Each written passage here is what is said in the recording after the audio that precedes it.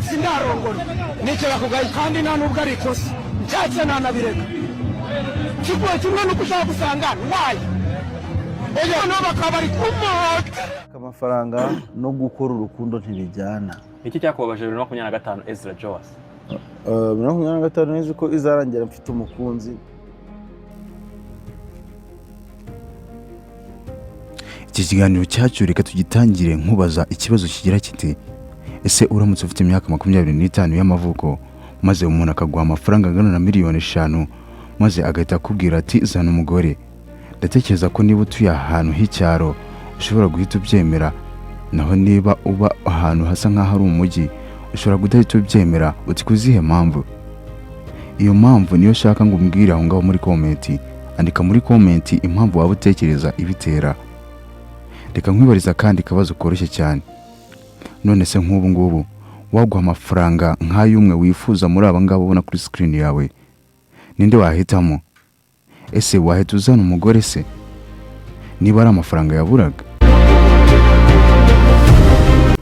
Abo ngabo rero uri mubona aho ngaho kuri screen yawe banze kwirirwa bazana abagore atari kubera ikibazo cy'amafaranga, ko ahubwo ari amafaranga menshi bafite akaba ariyo yababujije kuzana abagore, ngo ni pusi ntiyayasimbuka wa mugani w'ababandi. Aba ngaba rero abenshi bavuga ko baryohewe n'amafaranga bakumva ko ntacyo babuze, bityo bakumva ko kwirirwa bazana abagore ntacyo bimaze, bagahitamo kubyihorera. Bamwe baravuga bati ahari system ntikora neza. Mu ntekerezo za bamwe na bamwe batekereza ko kuba umuntu agize mu myaka 25 yahita azana umugore, ariko kuri aba ngaba ibyo ntibabitekereza kandi ntibabikozwa habe na gato. Muri iyi documentaire itarambiranye rero tugiye kuvuga kuri aba banyamafaranga bahisemo ubuzima bwa célibataire. Ikaze.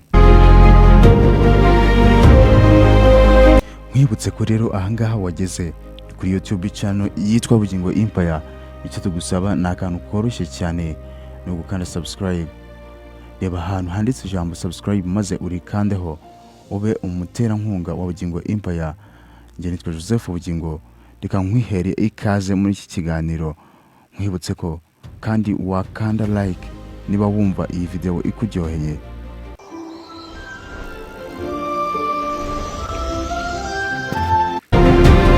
Reka tube tuvuze kuri aba ngaba: Papa Sava, Tuko Wote, Israel Mbonye, Nyakso ndetse n'abandi.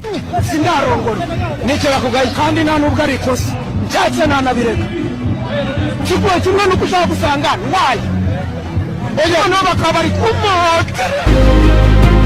Reka duhera ngaha kuri Papa Sava.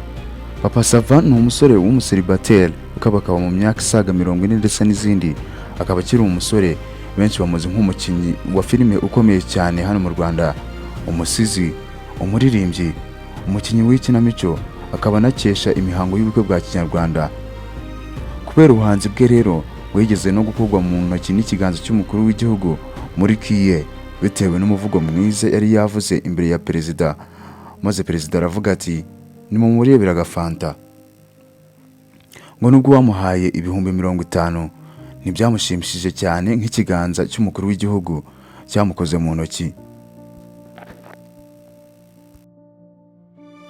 Impamvu atazana umugore rero ntabwo yasobanutse cyane, bitewe nuko hari nubwo agira cya agakira save the date hanze y'ubukwe bwe, maze bikarangira ubwo bukwe butabaye.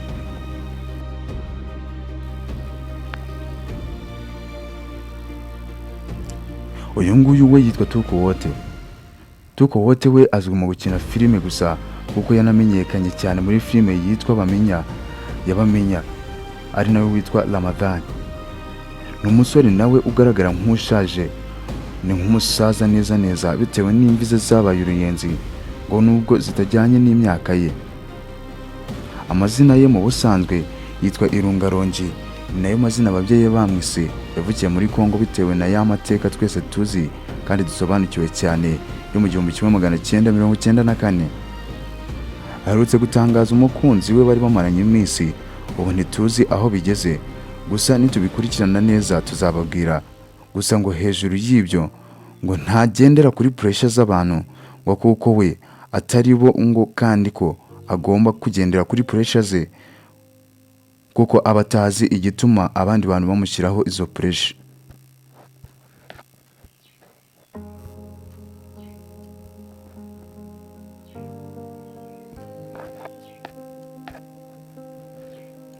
Uyu we yitwa Israel Mbonyi. Uyu we ndahamya ntashidikanya ko mumuzi cyane kubera indirimbo ze nyinshi za gospel ku migezi ni Nasiri ndetse n'izindi tuzi cyane. Uyu nawe yagize ati yanga kwigobotora ingoyi y'ubuselibateri nubwo we adakuze cyane ariko nawe mu myaka agezemo yakugombye kuba yarashinze umuryango yagumbye aba mu ijuru rito.